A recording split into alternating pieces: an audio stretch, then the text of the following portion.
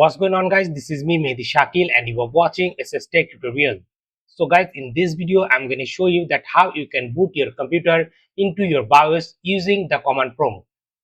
Typically, if you want to boot your computer into BIOS mode, what you need to do, you have to restart your computer, and during the restart you have to press the BIOS key or boot menu key of your computer in your keyboard.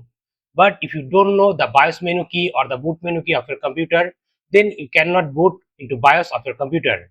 But if you are using Windows operating system and following this video, you can easily boot your computer into BIOS only using a single command. So in this video, I'm going to show you how you can do that. So without further ado, let's get into the video. Okay, so guys, right now you can see my computer screen.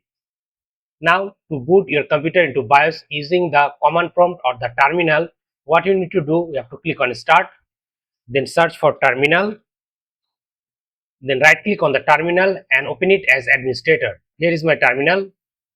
Then on your terminal you have to type this command: shutdown space -r space fw space t0. Type this command, then press enter. Now your computer should restart and boot into your BIOS.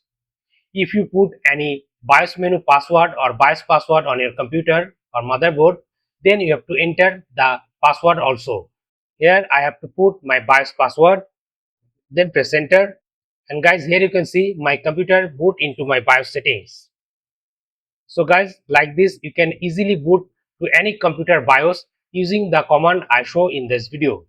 So that's all for today. Thanks for watching.